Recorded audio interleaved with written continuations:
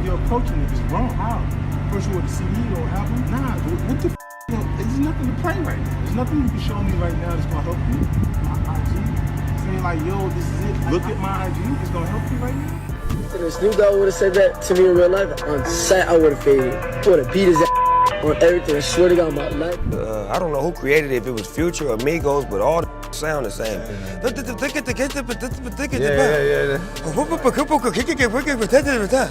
In the world of hip-hop, respect is everything. That's why when rap legends get the vibe that the new rappers were disrespecting them or the game in any way, it's gloves off. These rappers aren't about to let anyone cross the line like that.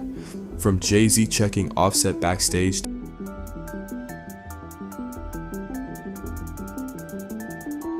to 50 Cent shutting down a clout-chasing rapper at dinner. The way you're approaching it is wrong. How? Approach you with a CD or album? Nah, what the f? You know, there's nothing to play right now. There's nothing you can show me right now that's gonna help you. My IG, saying like, yo, this is it. Look at my IG, it's gonna help you right now. And Gucci Mane dropping a disrespectful new rapper from his label. Your heart is still so icy. These OG rappers don't play, hitting hard at any new rapper that decides to feel comfortable enough to disrespect them. These weren't just petty rap squabbles, this was real tension, and we've got all the details. Let's get into it.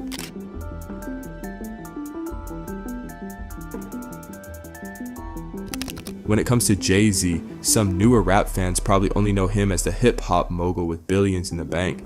But before he was making power moves in the business world, Hov came up hustling in the streets.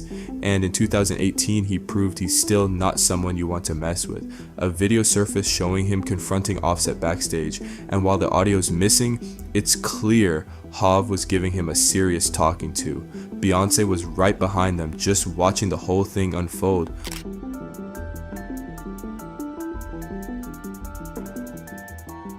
The rumors are wild on this one. Some say it started over a track that Offset planned on making with Cardi B called She's My Beyonce. Neither side has confirmed what went down, but fans think it wasn't a huge deal, more like a little check-in. And even though it looked like Hov was putting Offset in his place back then, it's clear there's still respect between them. In fact, just a few years later, Offset gave Jay props, calling him the greatest rapper of all time during an interview. It's still unclear what went down exactly, but what's obvious is that Jay-Z isn't someone you want to test. People know he's the real deal in every sense of the word. What you saying? Yo, inbox him, call my, none of that. You said what? You said what? So, speaking of Offset, let's dive into when he had to check another rapper. Offset from Migos isn't new to drama, and he proved that when Chicago rapper King Yella dropped a track called Cardi B Truth.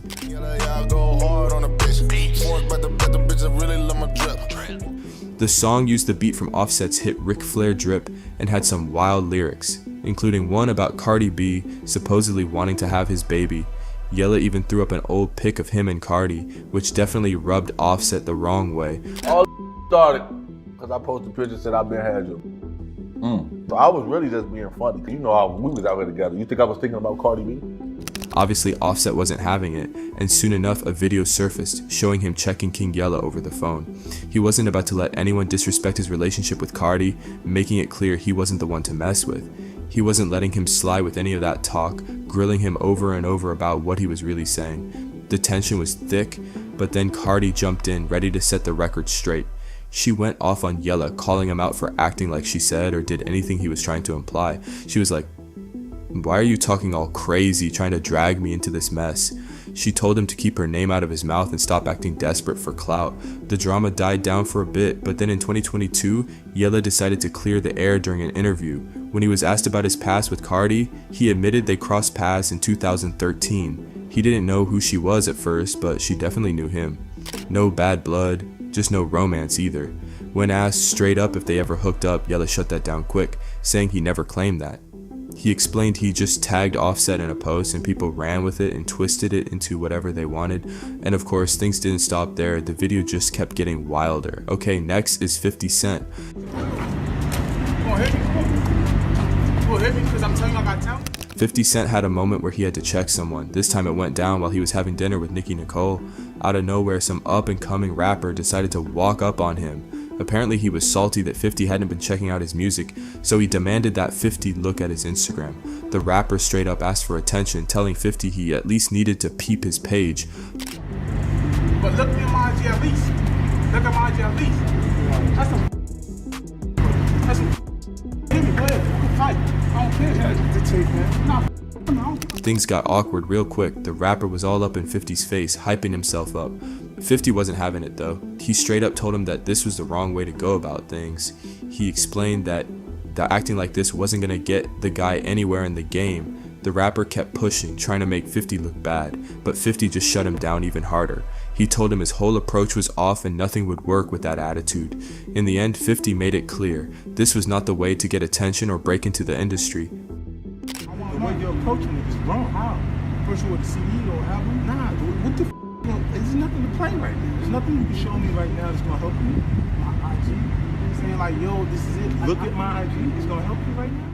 When the video of the showdown blew up online, the rapper didn't back down. He dropped his own video calling out 50 and saying he was just trying to get attention for his music. He even tried to flip the script, claiming 50 was getting gangster with him when he was just trying to get a look from him. The rapper also mentioned Nicki Nicole in a lame attempt to stir the pot, joking about snatching her away from 50. It was clear he was just trying to make himself the center of the drama. It seemed like the rapper was hoping this whole thing would blow up and give him some clout for his music, but 50 wasn't falling for it. Then there's the issue with Trav. Hey, listen, 50 now. 50 Cent had another drama moment on stage that could have gone off the rails. He was performing with Meek Mill, and out of nowhere he stopped the music, called out former G-Unit member Trav, and pushed him away. The whole situation got tense real quick. Meek and the rest of the crew had to step in and try to calm 50 down because they knew he wasn't playing around. Meek even told 50 that they're all family, so there was no need for that kind of drama on stage.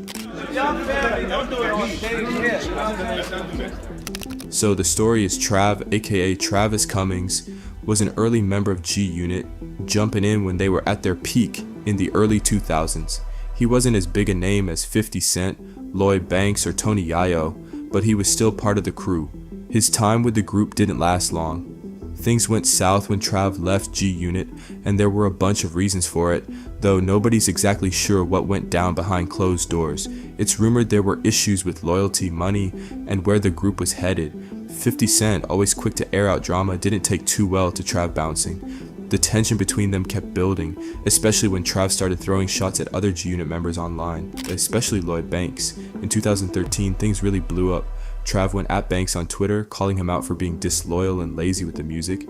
He accused Banks of not showing any real support, and it got personal fast. 50 Cent, of course, backed Banks, which only made the beef worse. The whole thing became a spectacle for fans who'd been following G-Unit's rise. 50 Cent used his social media to fuel the drama, making it clear he wasn't cool with Trav and taking jabs when he could. After all that, Trav's career didn't really take off the same way once he left the group. Next is Gucci.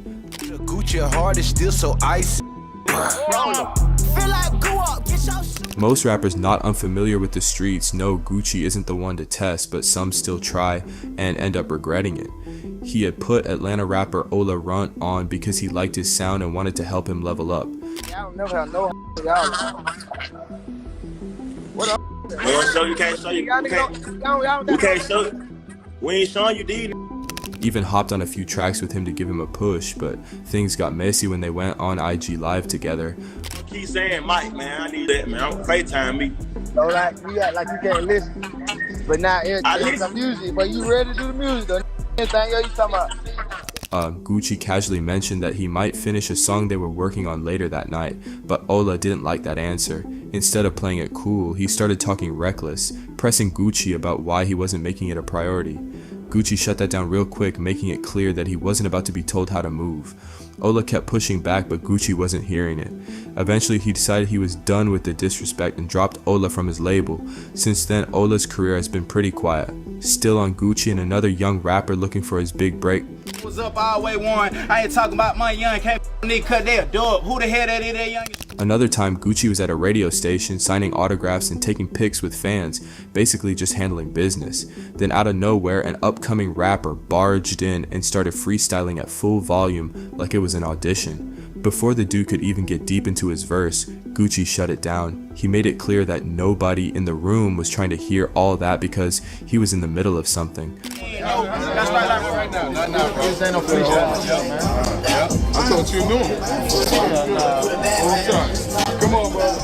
The rapper instantly deflated, head down, looking embarrassed. Safe to say, that wasn't the breakout moment he was hoping for. Then there's the drama with Jeezy. You know what I'm saying? And for me, I just wanted to relieve that weight up on myself because, you know, contrary to people's beliefs, it ain't what they think. Gucci's not just about putting up and coming rappers in check. He's done the same to some big names too. Take his beef with Jeezy, for example. It all kicked off when Jeezy put a bounty on Gucci's iconic ice cream cone chain. The deal?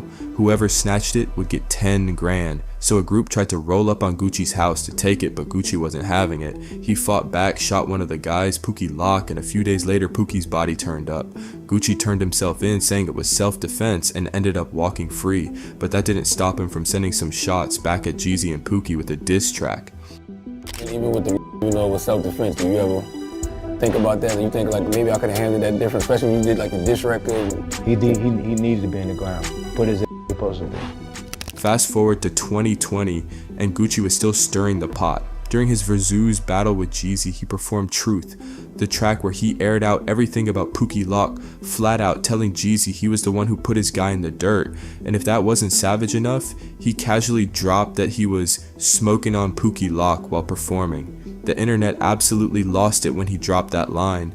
Jeezy tried to play it cool, telling Gucci it's been 15 years and he needed to let it go. He even tried to be the bigger man, telling Gucci to let him talk, but Gucci wasn't having it. He let Jeezy know that if he couldn't perform the track that addressed the beef, there was no point in even being there. Jeezy wasn't expecting that level of heat during the battle, and you could tell it got under his skin. Gucci was all about standing on what he said. There was no way he was backing down from this one. Next is Snoop. I've been trying to make it. I ain't seen it with the gang slang. You ain't gang, they got to use that word. I'm speechless. Fly Soldier went off with some pretty intense messages a couple years ago after Snoop roasted him and his brother on the 21st and Done special with Kevin Hart. Fly Soldier went off saying that if he ever saw Snoop in real life, he'd beat his on sight. And if Snoop Dogg would have said that to me in real life, on sight I would have faded. I would have beat his on everything. I swear to God, my life I would have. But Snoop wasn't sweating it. He laughed off the threats, especially coming from someone half his age. When Snoop was shown the infamous Island Boy video during the special, he gave a big sigh and face-palmed at the two guys in the pool, trying to look tough but honestly just looking goofy. Two goofballs in the pool. You know why I'm not speechless? Why? Because I'm an island. I'm an island boy. Fly Soldier later backed off, apologizing and saying he didn't mean to come at Snoop so hard. He admitted he got a little heated, but still has respect for the OG, calling Snoop an inspiration. Next is T.I. I love you, man. What you say? I don't want to see you and Tiny split, man. So at one point, T.I. had to shut down Young Jack for sticking his nose where it didn't belong. They were on the radio together, and Jack decided to bring up T.I.'s marriage drama, saying he didn't want to see him and Tiny split. T.I. was not having it. He shut that down real quick, telling Jack straight up that his business wasn't up for discussion, but Jack kept pushing, trying to get him to talk since they were on air. T.I. kept it real, repeating over and over that it wasn't anyone's concern. Jack was still trying, though, saying they were on air and people want to know. T.I. hit him with a solid nope. I know we on air. I'm telling you, it's not your business. At that point, Jack finally backed off, saying, alright, y'all heard him, not my business. Then the other host, Quee, jumped in, trying to get T.I. to open up since Jack couldn't crack him. But T.I. wasn't about to change his answer.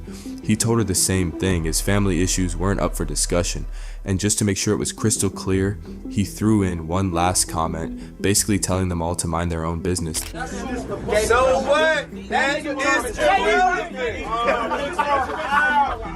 That wasn't the only time T.I. had to put somebody in their place, so he and Nelly were out one night when they both had to shut Bow Wow down for talking reckless about Ciara. Bow Wow was on stage doing Like You at some Atlanta club when he randomly decided to remind the crowd that he had her first completely unprovoked, just dragging up old drama for no reason. The clip went viral and yeah, people were not feeling it. Calling Ciara out like that was straight up foul, and it wasn't long before T.I. and Nelly ran into Bow Wow after all that nonsense. T.I. didn't waste a second letting him know he was way out of pocket and needed to chill with that. So, if I dropped off and never came back. Bow Wow tried to talk his way out of it, but T.I. wasn't having it. He just stood there unbothered, making it painfully clear that whatever excuse Bow Wow had, yeah, it wasn't gonna work. Next we have Bone Thugs, and Harmony, and 3 6 Mafia. So during the Versus battle between Bone Thugs and Harmony and 3 6 Mafia,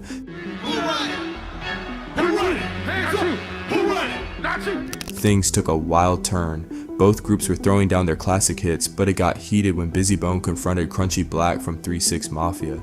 Crunchy was clowning Busy, and Busy wasn't having it. He threw something at Crunchy, clearly fed up with the mocking. 6 Mafia performed their 2000 classic, Who Run It? Who run it? Who run it? Hands up! Who run it? Not you! Who run it? Not you! The tension was real, but the drama didn't stop there.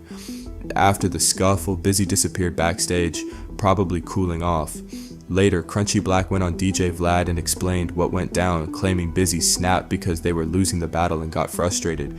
According to Crunchy, Busy was pissed off after the 4th song, especially since Bone Thugs was being outshined by 3 6 Mafia. Things got super tense, with some fans even wondering why it felt like Bone was getting some shade while 3 6 Mafia was winning. Next is Drake. Alright, let's talk about when Drake had to check YK Osiris over some money he owed. Osiris was kind of building a reputation for being bad with cash, and then a clip dropped showing Drake straight up putting him in his place on a basketball court. Drake wasn't playing around, he literally picked him up and shoved him aside. But that wasn't the end of it. A little while later, another video surfaced of Drake making Osiris perform his track Worth It to pay off the $60,000 he owed. You owe me 60 bags? I'm playing the song right now. You ready? I need a full. Huh? You don't owe me no money right now. I swear, I need a full performance though. The real though. Drake was all business, telling him he didn't care about small change. This was big money, and Osiris had to clear that debt. No excuses. So Osiris wasn't exactly eager to perform at first, but Drake wasn't giving him a way out. He wasn't about to let him off the hook, so Osiris had no choice but to do it. Fast forward, and Osiris went live on IG, looking super emotional, saying he wasn't on good terms with Drake or anyone in the rap scene anymore. He was crying, saying he felt like everyone was fake, especially Drake. Fans were genuinely concerned because it seemed like he was really struggling. Hopefully he's gotten his life together now that he's cleared most of his debts. Next is Kanye. Josh, where the bass? Josh! Where's the bass? So here's the thing with Kanye. Dude's known for flipping out, and this moment is no different. He was in the studio with a bunch of people, including Dame Dash, working on his album Donda when he straight up lost it. The music was playing and Kanye was like, "Where's the bass? This beat ain't hitting." He wasn't having it. Then Chance the Rapper was in the room and as usual tried to chime in. He leans over to talk to Kanye, and whatever he said got Kanye heated. Next thing you know, Kanye is yelling at him and telling him to shut it down.